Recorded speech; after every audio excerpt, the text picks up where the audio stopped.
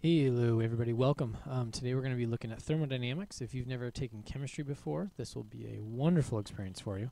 If you have taken chemistry, some of this will be review, but I want to make sure we're all on the same footing as we move into this. So here we go.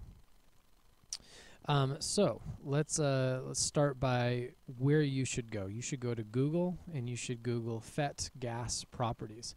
I would like you to open it up, have it there, and I want you to play with it. As we go through this entire thermodynamics unit, you can do everything using this page. So make sure you have this open. You can actually save the applet to your computer. So let's get started. So we have a couple assumptions moving into the course. So number one, that water boils at 100 degrees Celsius. And the second thing is it freezes at 0 degrees Celsius. Now, what's important is that you know these, because everything's going to revolve around those, because if you don't know those, you won't have a reference frame. So next thing, never use Celsius, even though I just told you to know Celsius. Yep, I just did that to you. What we're going to use is we're going to use a scale called Kelvin. Here's why. Celsius, you can be in negative degrees Celsius. It's called going to Canada. But Kelvin, when you get down to 0 Kelvin, you are at 0. What that does for us by having an absolute 0, and that's key here. When we get down to absolute 0 degrees Kelvin, that is it. That is as low as we get. So how do we convert to it? Well, 0 degrees Celsius is 273 degrees Kelvin. So what would 20 degrees Celsius be? 293 Kelvin. What would 0 Kelvin be? Negative 273 degrees Celsius would be 0 degrees Kelvin. Notice that there is no anywhere on this Fahrenheit. It's not, I hate to say it, it's not even scientific, so forgive me. And next up, we're going to look at a couple of our gas laws. So a couple of different variables that we have. P stands for pressure. I think you know that one. The units that we use for this are pascals. We will get into this more when we do our fluids unit, but this is our unit of measurement. Now you've used atmospheres, PSI, pounds per square inch. We will reference those and work with those, but usually we're going to be dealing with pascals. V, if you don't know, that stands for volume. Now you do. Nice job, nice job. Next up, little n stands for moles. And if we were to say that there was 2 moles of a gas, that is a lot of molecules. A mole is gigantic. I don't even know how to describe it. Maybe this way. You've heard people have mole day. Well, here it is.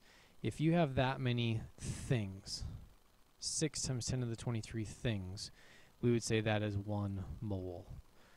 That is a lot of things. So there's that idea. Now, that's good and fine and all, but sometimes we're going to deal with just number of particles. Big N means number of particles or molecules or whatever we're dealing with.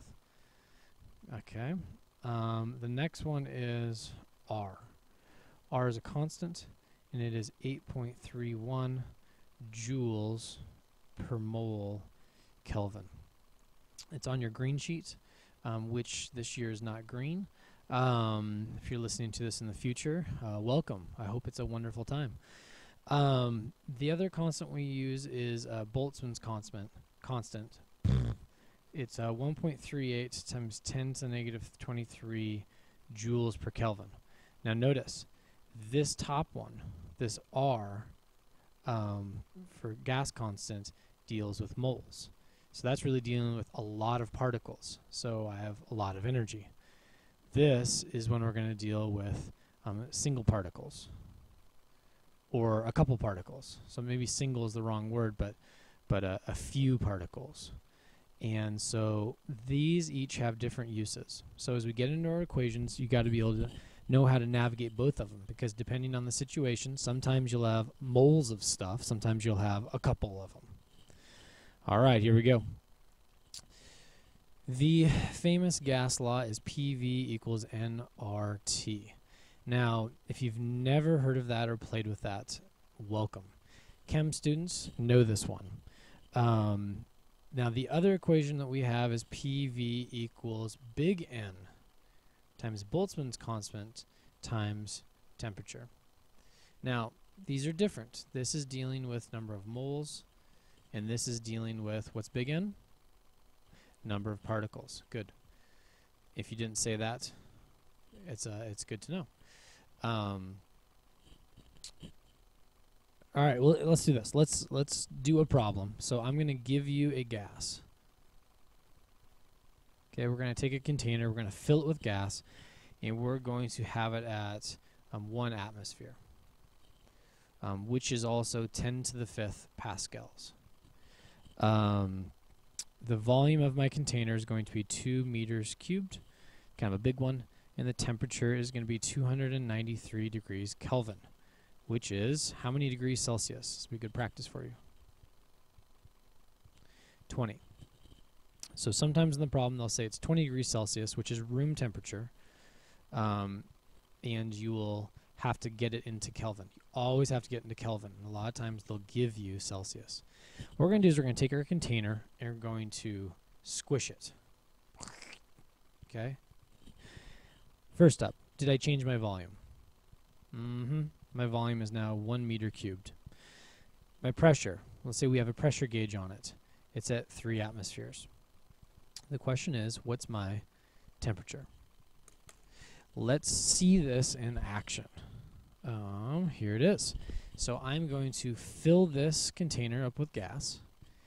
And what I'm going to do is I'm going to let the gas kind of spread out. But if I look at my problem, I made the volume smaller. Okay, so we're going to half the volume. Ready? 1, 2, and look at the temperature and look at the pressure. Ready? Half. Now, in this problem, it didn't just stop at 3. You know, it exploded. What happened to my temperature as I decreased the volume? My temperature went way up. Second thing, what happened to my pressure? My pressure went way up. Okay, where this is going to go in this unit is we can play with a lot of things. As we change the volume of things, we can change the temperature, we can change the pressure. Other thing we can do is we could put a Bunsen burner underneath stuff, and we can put ice underneath it and remove it. And in chemistry, your evil is that you usually keep pumping gas in. You're like, oh, and then we change the gas. In physics, what we usually do is we don't change the amount of gas, but what we do is we manipulate the other stuff. And so that's where our two classes are going to be different. Okay? Make sure that you play with this. This is amazing. All right. So let's go back to the math, because you guys love math. Let's do that. All right. So what I'm going to do is I'm going to say, hey, PV equals nRT before and PV equals nRT after. Now PV equals nRT before. Well, let's think about it. What's the same in both of my situations? N stands for the number of moles. Have I changed the number of moles? No. I have not opened my container to the world, and that is going to be something that you're going to basically do all the time. You're going to keep your container closed. Next up, does a universal constant that never changes, did it change in the situation? Good. No. So this NR stayed the same. So I'm going to get it isolated. Equals NR. So this is going to be for before. After. Right? Here's my after. These NRs are the same. So what I can do is I can say PV over T equals PV over T. So the first pressure, 1 atmosphere, times its volume, 2, temperature, 293. Final pressure, 3, volume, 1, temperature. Can I solve for temperature? That's it. Okay. Let's do one more because I like you guys. Really, I do. So let's do it. let's say I've got a plunger, and I've got particles in there, and the volume is 1 meter cubed, and the temperature is 0 degrees Celsius, which is 273 Kelvin. And what should we do? The pressure right now is at 2 atmospheres. It's just going away. And what we're going to do is we're going to have this in an ice bath. Well, if there's an ice bath here, this is on the outside, the temperature of the ice bath is 0 degrees Celsius. So what we're going to do is we're going to take this plunger and we're going to plunge it. Okay? The new volume is going to be 0.25 meters cubed. But it's still going to be sitting in this ice bath. Well, if the ice bath has a temperature of 0 degrees Celsius, what is going to be the temperature of this? 0 degrees Celsius. That is supposed to be a C. Okay? All we're going to do is we're going to change that. Well, let's think about this. So PV over T for initial equals PV over T for the final. First pressure, 2. First volume, 1. Temperature, 273. Final pressure, unknown. Final volume, 0.25. Final temperature, 273. Because it's in the ice bath, we're forcing it to have the same temperature. So really, could I just ignore the temperature because it's the same? Yes. So when you're at constant temp, you can just say PV equals PV because the T's equaled each other. So we just got rid of them. There's a very basic way to play with this. All right, so let's go into the kinetic theory of gas. So here we go. Kinetic theory. The idea is if I have a container with molecules in it, that these molecules are moving around. And they're moving around randomly, and they all have different speeds. But if I were to take all of them and average their speeds out, what I could do, how about this? Let's do kinetic energy. So the total energy is all of the kinetic energies of these little buggers, which is n, number of particles, times 1/2 mv squared. So we're going to take all of them, and what we're going to do is we're going to call this my average velocity. But average velocity, that is no fun. We're gonna raise the scales here. We're going to use the word root mean square. This is a slightly better way of talking about average. Average, not doing it. This, we're going to use that idea. So if I were to come along and talk about this, this is my motion of my particles, and we refer to this as the internal energy of the gas. This is what the gas has in it. This is its energy associated with it. As the temperature increases, the velocity increases. Okay. Now, if we play around, we can solve for this, but I'm going to give it to you. Velocity, root mean square, so the average, is the square root of 3 times Boltzmann's constant times temperature. Remember, that's just a number, Boltzmann's constant, divided by this variable. This is the mass of one particle. Since we're physics, they're always going to give that to you. They're going to be like, hey, here it is. Here's the mass. Now, what if you have a whole bunch of particles? Root mean squared is the square root of 3 times not Boltzmann's, but the gas constant times temperature divided by m. And this m stands for the molar mass. This is the mass of 1 mole. And so that's how we'd find it. Now, if I were to condense this scenario, I could then find, you know what, I'm going to use this, and I'm going to plug it into the kinetic energy. So if I want to know the internal energy of a gas, U stands for internal energy. This is one to memorize. Your green sheet doesn't give it to you. The internal energy of a gas is going to be, if I plug it in, I'm going to get 3/2 kb nt.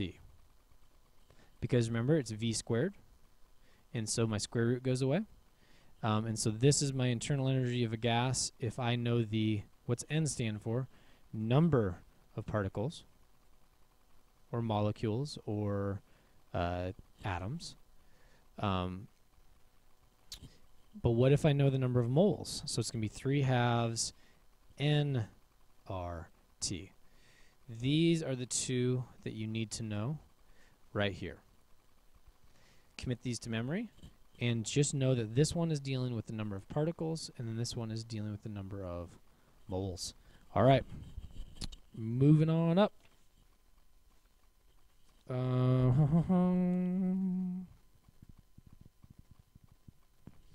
Let's do one problem around this, because that's just fun. So what I would do is I've got 2 moles of carbon dioxide. Oh, the plants are loving this. And there's a little bit of sunlight. It's absolutely wonderful. The temperature is cold, though. Temperature is 0 degrees Celsius, which is 273 degrees Kelvin. What is the internal energy of my gas? And so they will ask you this, internal energy. Well, to find my internal energy, I'm going to deal with moles. So I have 2 equations. I got U equals 3/2 kb nt, and I got U equals 3/2 nRT. That's an N, nRT. If they give me number of moles, which one of these do I use? Do I use number 1 or number 2? I'm going to use number 2, because the little n stands for number of moles. I'm not going to use the first one. This would be if I knew the number of particles, but they didn't tell me. So internal energy is 3/2 n. How many moles do I have? 2. What's my Boltzmann's constant? Not Boltzmann's. I keep saying that. I'm sorry, guys. What is my gas constant? 8.31 joules per moles Kelvin. And my Kelvin is 273. Multiply that out, I get 6,806 joules. Now remember, when we dealt with like Hot Wheels cars and stuff, that was a lot of energy. So we're dealing with gases. We can store energy in gases. Whoa, that's exciting. The other one is they will ask you what is the change in internal energy. So what if they were to ask you, well, I raised the temperature to 1500 degrees Kelvin.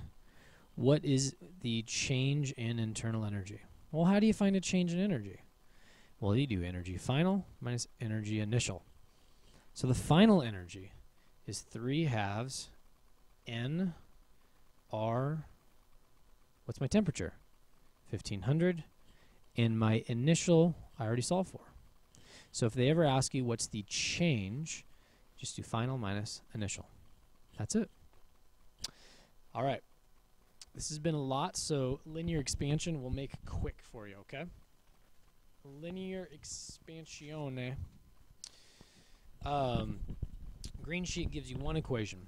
The change in length of an object is some wonderful variable times the original length times change in temperature, where this is the thermal coefficient. In other words, as you change the temperature of objects, how much do they like to change? Couple examples. Railroad tracks. Okay, see them over here? As they expand, they push on each other, and they don't have somewhere to go, so they bend. Another one down here, bridges. Why do we have this? Because the bridge physically expands as the temperature changes. You've seen this in the wintertime. Wood doors, everything. Your house creaks. Why is that happening? Because as the temperature changes, the size of thing changes. This is why things rip apart from each other when the temperature changes, because they all expand differently. Okay, here we go. So this L is the original length, and this is change in temperature. It's that simple. Okay? The only time it's going to be an issue is when we deal with volumes and when we deal with areas. That's when it's going to get tricky. So let's just do a couple of these. Whoa, seems to me like something happened here. Now this is just for effect, so I apologize. This is really an earthquake that happened, but I like to show it just to make it look cool. This is not what you think it is. If you look, there's some cracks here. This actually was an earthquake. This is not thermal expansion, which would be very severe. That'd be like a hot spot. We're about to have a volcano. All right, this is getting long, so let's hurry it up. So we're going to deal with the first one is a linear question. I have a rod of original length, and it heats up. What's it going to do when it heats up? It's going to increase its length, delta L. That's it. Now we're going to deal with an area. So, right, that's it. Let's say my thermal constant for all of these is 0.1. Okay, we're going to do that for the same. All of these, we're going to change the temperature by 10 Kelvin. Okay, so let's say my original length was 6 meters. Okay, so my delta L equals thermal coefficient L delta T.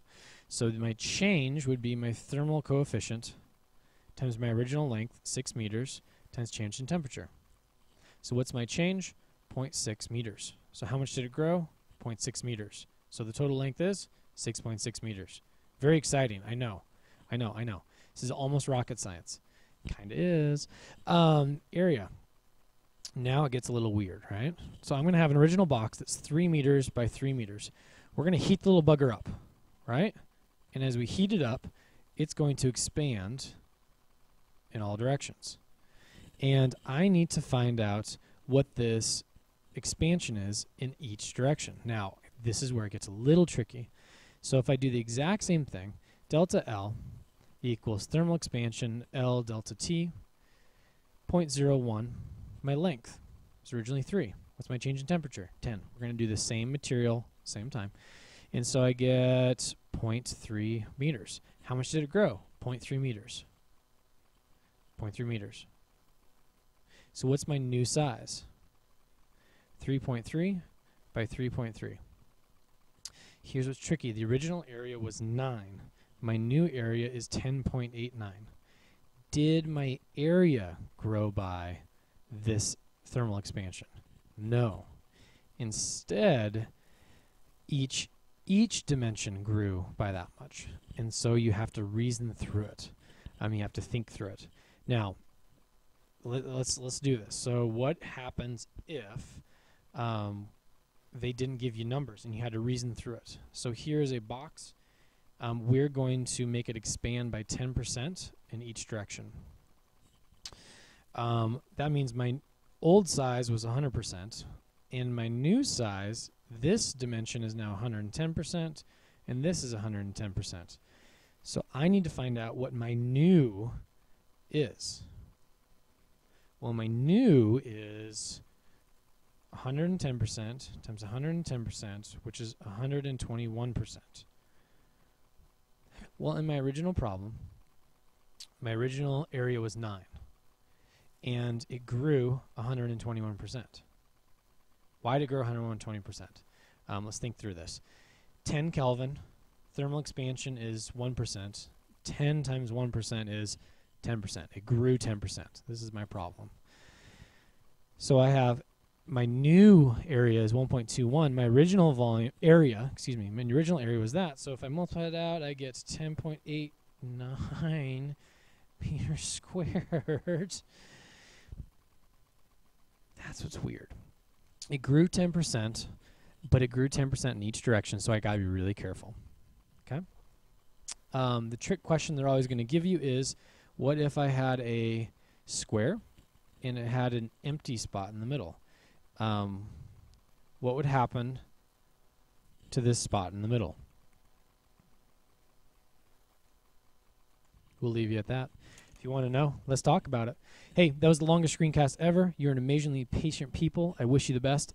Let's do this, guys. Keep tubing in, and I'll see you guys soon. Bye.